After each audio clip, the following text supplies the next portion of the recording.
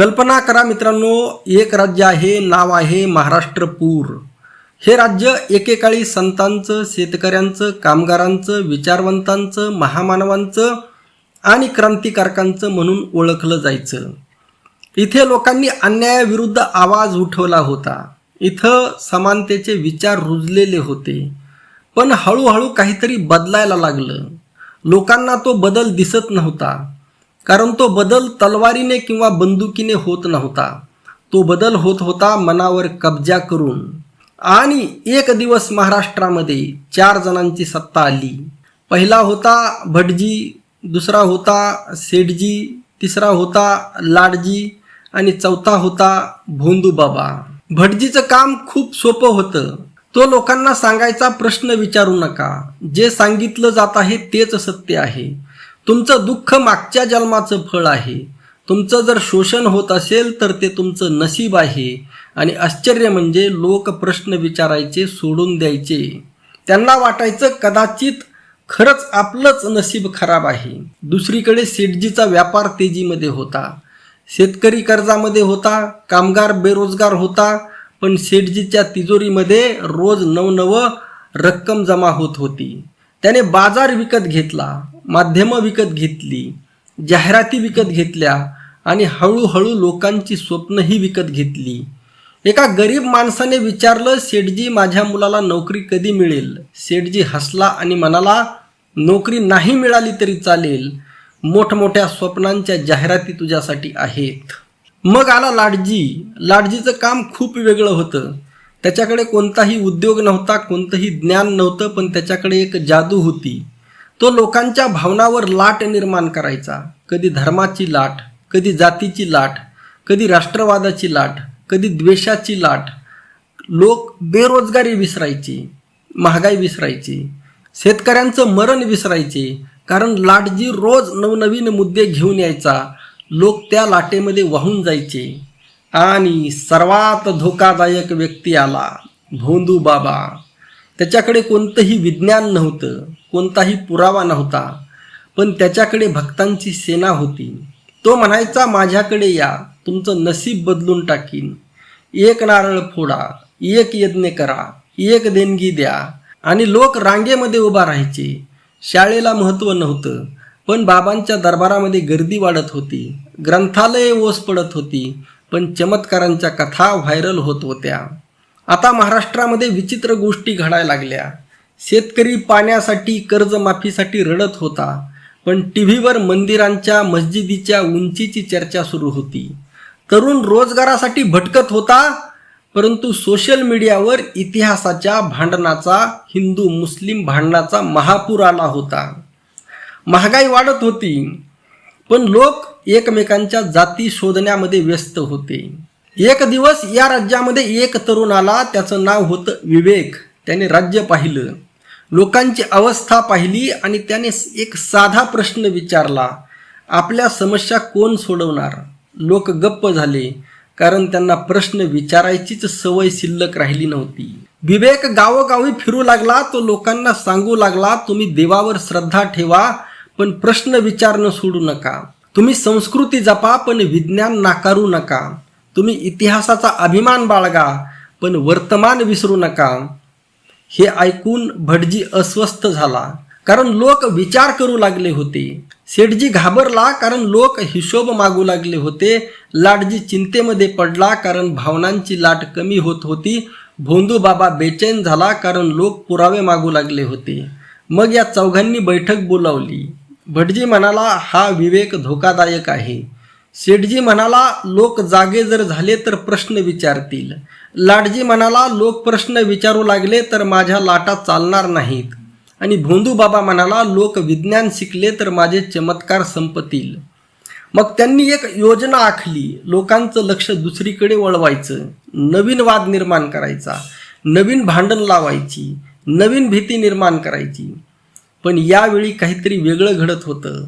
लोक आधीसारखे अंधपणे विश्वास ठेवत नव्हते. ते विचारत होते, रोजगार कुठं आहे, शेतीचं काय, शिक्षणाचं काय, आरोग्याचं काय, महागाईचं काय, कर्जमाफीचं काय. राज्यात पहिल्यांदाच भोंदूंच्या भाषणापेक्षा विज्ञानाची चर्चा वाढली. जातीय भांडणापेक्षा विकासाची चर्चा वाढली, अंधश्रद्धेपेक्षा शिक्षणाची चर्चा वाढली. विवेक लोकांना म्हणाला, मित्रांनो, कोणताही भटजी वाईट नसतो, कोणताही व्यापारी वाईट नसतो, कोणताही नेता वाईट नसतो, कोणताही साधू वाईट नसतो. पण जेव्हा कोणतीही व्यक्ती तुमच्या विचारावर कुलूप लावते तेव्हा धोका सुरू होतो. जेव्हा प्रश्न विचारणाऱ्याला देशद्रोही ठरवलं जातं तेव्हा धोका सुरू होतो. जेव्हा श्रद्धेच्या नावाखाली शोषण सुरू होतं तेव्हा धोका सुरू होतो. जेव्हा भावनांच्या नावाखाली वास्तव लपवलं जातं तेव्हा धोका सुरू होतो. लोकांनी टाळ्या वाजवल्या कारण त्यांना समजलं होतं राज्य कोणाच्या हातामध्ये आहे यापेक्षा महत्त्वाचं आहे राज्याच्या लोकांच्या डोक्यामध्ये काय आहे. महाराष्ट्राच्या चौकामध्ये एक फलक लावण्यात आला, त्यावर लिहिलं होतं, जिथं प्रश्न विचारणं बंद होतं तिथं भोंदूंचं राज्य सुरू होतं. जिथं विवेक जागा होतो तिथं कोणत्याही भटजी, सेठजी, लाडजी किंवा भोंदूंची सत्ता टिकत नाही. परंतु परत या लोकांनी मीटिंग घेतली. परत भटजी आला, परत लाडजी आला, परत शेठजी आला, परत भोंदू बाबा आला. या चौघांनी मीटिंग घेतली आणि परत त्यांनी एक भयानक असं षड्यंत्र निर्माण केलं. आणि ते षड्यंत्र एवढं होतं की लोक जागृत आहेत हे त्यांना माहीत आहे, लोकांचा विवेक शिल्लक आहे हे त्यांना माहीत आहे. आणि मग त्यांनी पूर्ण जी सिस्टम आहे सत्तेमध्ये येण्याची, सत्ताची केंद्रस्थाने असणारी, ती सिस्टमच त्या लोकांनी ताब्यामध्ये घेतली आणि त्यामुळे लोकांची त्यांना गरज उरली नाही. जो मीडिया आहे तो मीडियाच त्यांनी ताब्यामध्ये घेतला. त्यामुळे लोकांना काय दाखवायचं आणि काय नाही दाखवायचं हे त्यांना माहीत झालेलं आहे. आणि मग हळूहळू लाडजीचा वर्ग वाढत गेला. प्रत्येक समाजातील, अगदी महाराष्ट्राचं जर उदाहरण द्यायचं म्हटलं तर मराठा, ओबीसी, SC, ST, बौद्ध, मुस्लिम सगळ्या समाजातले लाडजी आता सत्तेमध्ये सामील झालेले आहेत. आणि या सर्वांनी मिळून आता सत्ता ताब्यामध्ये घेतलेली आहे. कारण लाडजीला माहीत झालेला आहे, जो लाडजी वर्ग आहे त्यांना माहीत झालेला आहे आता या चौघांची अभेद्य युती तयार झालेली आहे. आणि ही युती किमान पुढची 100 वर्षे तुटणार नाही. कारण यांचा पाया मजबूत आहे, इतका पाया मजबूत आहे. याचं एक उदाहरण दिलं असतं तुम्हाला. काल बीड जिल्ह्यामध्ये पुरुषोत्तमपुरी या ठिकाणी एक नाव बुडाली बघा.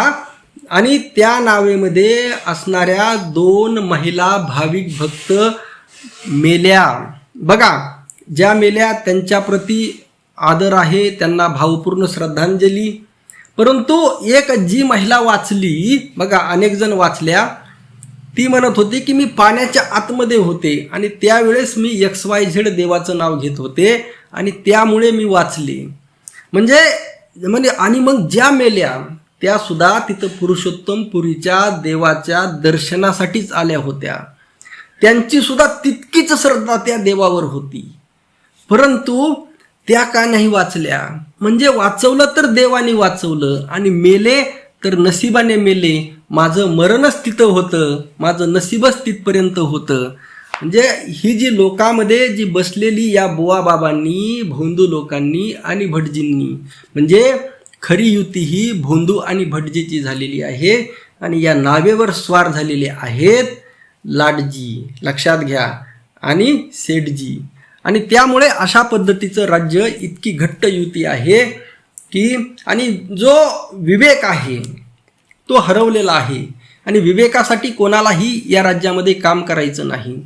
विवेक असणारे अनेक लोक आहेत, बहुमत विवेकाचं आहे, तरीसुद्धा हा विवेक संघटित नाही, हा विवेक विखुरलेला आहे. आणि या लोकांना या विवेकाला संघटित व्हायचं सुद्धा नाही. आणि त्यामुळे येणाऱ्या काळामध्ये किमान 100 वर्ष ही सत्ता अबाधित आहे, याला कसलाही धोका नाही. आणि लोकांनी सुद्धा ते ॲक्सेप्ट केलेलं आहे. फरक काहीच नाही मित्रांनो, लक्षात घ्या. जसं काँग्रेसचं सरकार आणि भारतीय जनता पार्टीचं सरकार बघा, तुम्ही बारकाईने निरीक्षण करा, कसलाही फरक नाही. फरक फक्त एका गोष्टीचा आहे. काँग्रेसच्या काळात सुद्धा शिवाजी महाराजांचा अपमान होत होता, शाहू महाराजांचा अपमान होत होता, महात्मा फुलेंचा अपमान होत होता, विश्वरत्न डॉक्टर बाबासाहेब आंबेडकरांचा अपमान होत होता. आणि भारतीय जनता पार्टीच्या काळामध्ये सुद्धा अपमान होत आहे. फक्त अपमानाची थोडी तीव्रता वाढलेली आहे, कारण यांचा जो पाया आहे तो या 4 महामानवांच्या एकदम अपोजिट आहे, विरोधामध्ये आहे. आणि पूर्वीच्या काळामध्ये अपमान होत होता, परंतु किमान त्याच्या विरोधामध्ये आवाज बुलंद होत होता किंवा त्याच्या बाजूने सरकार उभा राहत नव्हतं. जो अपमान करणारा आहे, उदाहरणार्थ गोविंदगिरी, धीरेंद्र शास्त्री, भगतसिंह कोश्यारी, त्याच्या बाजूने सरकार उभा राहत नव्हतं. परंतु सध्या हे जे सरकार आहे, भटजी, शेठजी, लाटजी आणि भोंदूंचं, हे ठामपणे त्या महामानवांचा अपमान करणाऱ्यांच्या बाजूने उभा राहतं. एवढा एक फरक जर सोडला तर बाकी तुमच्या आर्थिक परिस्थितीमध्ये, भ्रष्टाचारामध्ये किंवा अन्य गोष्टीमध्ये कसलाही फरक नाही, लक्षात घ्या. परंतु तुमच्या विवेकाला जरी बहुमत असलं तरी त्याला काही अर्थ नाही, कारण तुम्ही विखुरले गेलेले आहात आणि ते पूर्णपणे एक संघटितपणे आहेत, एक मजबूत जोड आहेत आणि तुम्ही विखुरले गेलेले आहात. जसे इंग्रज थोडेच होते, परंतु सत्ता मजबूत होती आणि येथील भारतीय समाज हा विखुरलेला होता. अगदी त्याच पद्धतीने सुरू आहे. आणि गुलामांनो, तुमच्यामध्ये या व्हिडिओमुळे 1% सुद्धा फरक पडणार नाही आणि तुमच्यामध्ये फरक पडावा यासाठी हा व्हिडिओ नाही. हा व्हिडिओ आहे महामानवांसाठी लढणाऱ्या साधू संतांसाठी, खऱ्या साधू संतांसाठी, लढणाऱ्या मुठभर मावळ्यांसाठी. आपलं मत नक्की कळवा. रामकृष्ण हरी. जय जगद्गुरू. जय शिवराय. जय भीम.